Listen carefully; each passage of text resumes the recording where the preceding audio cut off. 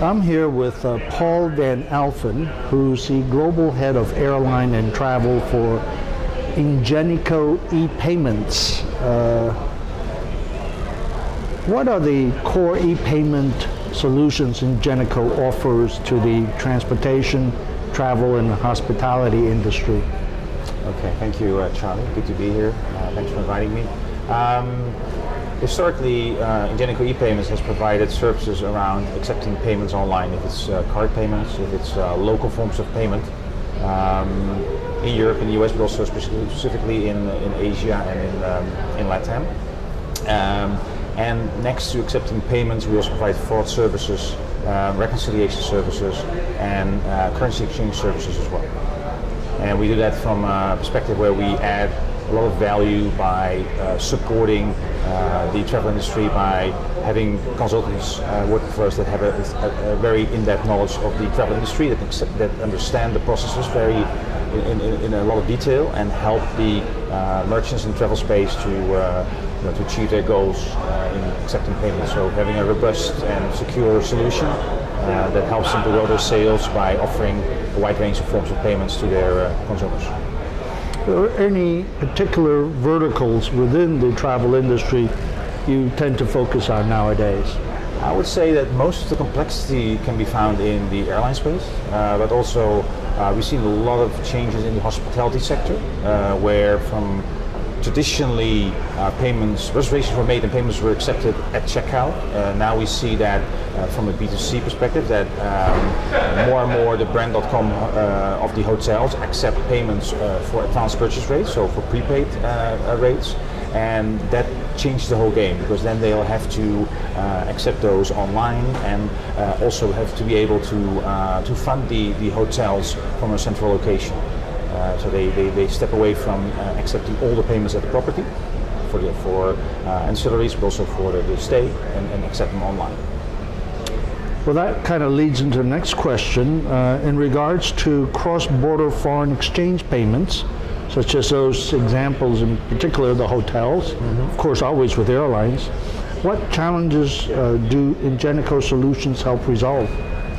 Yeah, well, the main challenge is that if it's hotels, if it's airlines, that to be successful you really have to localize, meaning that you have to offer your website in the local language, in the local currency, local culture, and the currency part is important. So if you, for instance, offer your flights or your hotels to Chinese consumers, and you would offer US dollars as currency, then you would see that their issuing banks would, per definition, reject quite a significant portion of those transactions. If you would offer those bookings in Chinese yuan or renminbi, then you see that the conversion, not only from a user experience point of view, but also from an authorization point of view with the issuing bank, will go up significantly, and that makes a huge difference in the overall sales results for airlines and for hotels and for OTAs.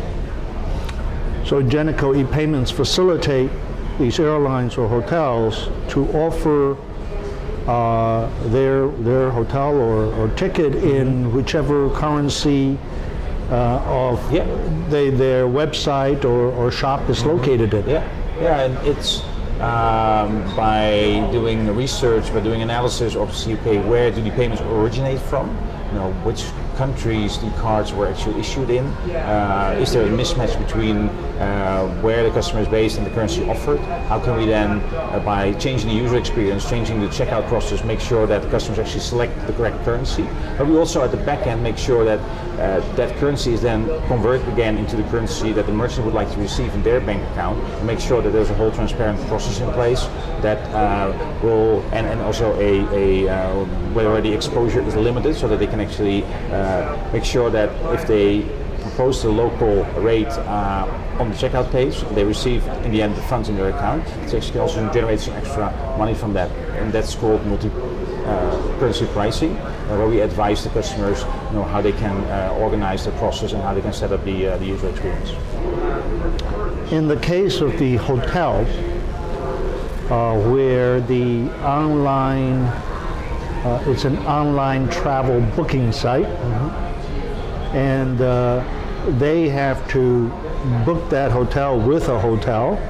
So consumer books with online agency, agency books and background with a hotel. Yeah, correct. That payment gets even more complicated, yes? Yeah, on the B2B side, and coincidentally, we're involved in a pilot, an industry-wide pilot called OPA, Open Payment Alliance, where the hotel industry is trying to streamline that process, because historically, online travel agents were still paying hotels with virtual credit cards, but they then provide the card, typically in the form of a fax, and then basically ask the hotel to key in the card details into the terminal in the at the front desk, and that's first of all there's room for error. There's breakage, and also specifically from a PCI compliance perspective, that's not acceptable anymore. So the industry is now seeing how we can actually get rid of faxes by 2020, and by automating that process, by having the virtual cards basically routed over the e-commerce rails and then included in the payments to the hotels without them having actually to key in those individual card details. But that's a major step forward. But that's in the B2B space where the OTA is actually paying the hotel for the stay. I'm really surprised to hear that that's the stage things are at. Yeah. Well, any consumer-friendly foreign exchange solutions for paying hotels when abroad? So I travel a lot, like a lot of people nowadays, and if I'm in Thailand with my U.S. credit card,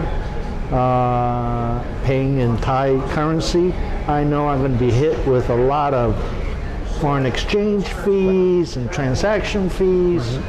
Well, it's that's in a way, if it's a postpaid, if it's a reservation which is then paid at the property, or it's a prepaid, but actually it's the property taking the payment details and charging you in advance, then there is not much you can do, because your issuer will charge you a markup on the conversion. That's their business model. What you do see is that with online travel agents that they split up the front end and the back end, meaning that they would, based on the website that you have, like the country website, or maybe even your IP address or your billing address, they would say, okay, would you like to pay US dollars, Charles? Yes. And they would then have determined the US dollar amount based on what they know the property will expect in Thai baht, for instance. They will charge you the amount in dollars, so that for you there are no surprises anymore when you see your card statement. But they have in the middle, they will then determine, okay, what to charge you, and they will pay out the property in Thai baht, for instance. And then you as a consumer are off the hook. But then, of course, the OTA and the hotel need to sort out that part of the payment process is handled properly. And if I'm paying on checkout to the hotel, it's typically Thai baht if you're in Thailand. Yeah. And if I'm paying with a U.S. credit card, I'm going to face this. The hotel rarely offers you the option of U.S. dollar charge. Yeah, I mean, there's also dynamic currency conversion, DCC, that's offered by certain hotels, by some hotels, where you actually, as part of the process, you are offered a choice to pay either in the local currency or in your home currency. But please bear in mind that, okay, it gives you transparency, you know exactly what you're going to pay, but there is a significant markup on the amount, on the spread that is charged by the hotel then to you. So you might pay slightly more, but at least you know in advance what you're going to pay. What you're so it's a bit of a pay. trade-off, yeah. At lunchtime, one of your colleagues from the industry recently did a test while she was visiting Miami, and did that, buying something in Florida here for $30, one without the DCC, one with. Difference was 7%. Yeah, that's quite common. Yeah, I've seen it, and I think in retail stores, and in restaurants, in hotels, it's in that range, maybe 5 to 6 to 7. I've seen it at ATMs over 10%. What are the new challenges and innovations Ingenico is working on today? Well, many, but I can highlight a couple. So together with our Ingenico's labs that's based in Paris, we're constantly looking at, okay, where can we innovate, what can we improve in the business processes, and out of probably 1,000 ideas, 100 are selected in the end, 10 are tested and 3 are put in production. But one of the things that we recently spent a lot of time on is chatbots, payments in chatbots. So what we saw today as well at the conference is that more and more the airlines they offer as first line of support a chatbot, so you can ask a question and then either it's completely handled by the chatbot if it's straightforward, or the initial questions are asked by the chatbot and then you're handed over to a human operator. But if it's a straightforward process, I would like to I would like to pay for an extra bag. I would like to pay for an upgrade. Then in the chat session, you can actually then create a payment and without leaving the chat session in the messaging tool, and then be returned, let's say, or complete the payment process in the chatbot, and your booking is made or your payment is completed. And that works for retailers where you select clothing or cosmetics, but it can also technically you can actually simulate a complete booking process in the chatbot and then including the payment without actually leaving your mobile phone, leaving the chat session in your messaging tool.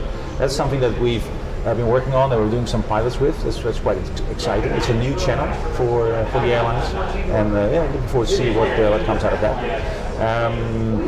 What I mentioned before as an innovation, although it seems quite straightforward with the B2B payments in the hospitality sector, is where by teaming up with other links in the chain in the industry to just take out the friction out of the process and make it secure, make it effective, make it efficient, and harmonize the process. That's also something that we're working on for the airlines, for the hospitality industry.